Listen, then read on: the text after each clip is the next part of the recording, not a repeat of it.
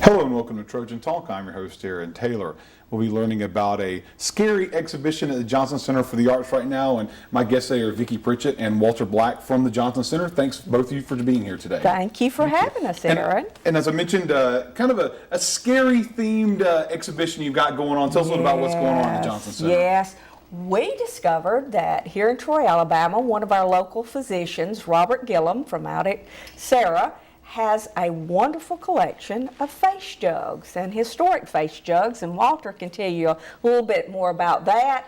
And when we saw it, we said, how great, we can use this to have a Halloween theme, and we've designed a little art competition around it. And so we're talking these face jugs, just in time for Halloween, obviously, talk about the scare and the frightenness, but the backstory, Walter, tell us about why this ties in so well with Halloween, these face jugs. Well, it has an interesting history. Back in the 1800s, when they were believed to start being produced, it was when slaves were buried, they weren't allowed to have a tombstone. So their friends would throw these jugs, and then they would attach scary faces on them and place them on the gravesite, and they believed that it would actually keep the devil away, scare him away.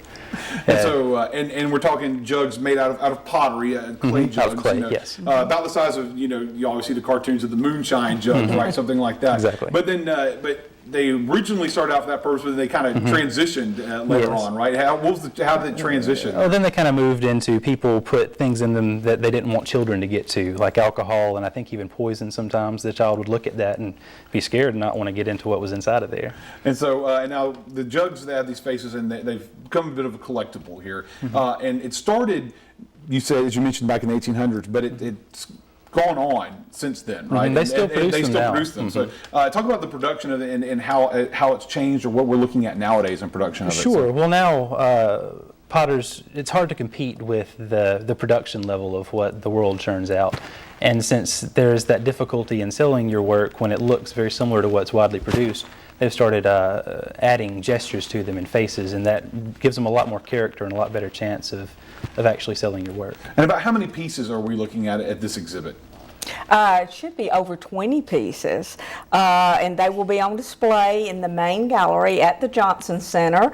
And alongside that, in our tile gallery, we will be displaying our spooky K-12 students, their artwork they have brought. And on October the 29th, Dr. Gillum will be at the Johnson Center in the main gallery giving the second in our series of art talks, and he'll be talking about face jugs and going into some more detail from what Walter was telling you about them.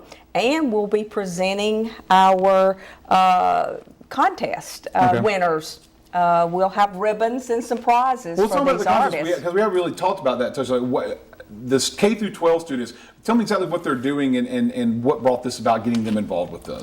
Well, it was something when we said we want more student artwork in the center.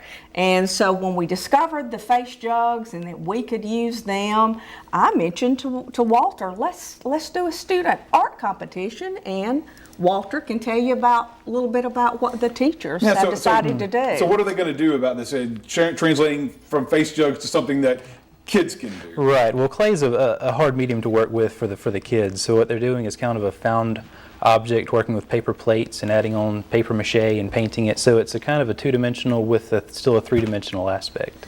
And so, but it gives them a chance to experience the creation of this artwork and be a part of this. And I would think that, for somebody at any age to say, hey, I've got work on display in a gallery is a pretty important thing. But you're talking kids K through 12 get a chance to say, hey, listen, something I've made is on display. It's got to be something that both the kids and the community will enjoy. Oh, exactly. And for all of the art teachers that will be putting in work of their students, we're inviting the top 3 of their students and the teachers to come to the Johnson Center on October the 29th, get to hear Dr. Gillum and stay over for pizza for lunch and receive a prize, award. And folks for doing it. folks can actually see the people And who they'll produced the award-winning work. Yes. So they'll get to see it. Not a lot of people get to meet face-to-face with an award-winning artist. So. That's right, and they're going to. And they get a chance to. Now, anyone who wants to see this exhibit, tell us about when it's running.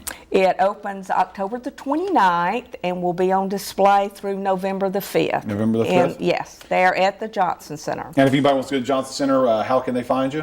We are 300 East Walnut Street, right off the square, the old post office. Okay. A lot of people know it, and we're open to the public Wednesday through Saturday, 10 until 5. All right. Well, here's hoping some folks check out some spooky face jugs just in time that's for Halloween. right. So I want to thank both of you for coming today, and hope the exhibit gets, I guess, a lot of students and the public involved with the Johnson Center. Thanks for joining We me do. today. Thank you. Thanks, Aaron, for And having us. thank you for joining us on today's edition of Trojan Talk.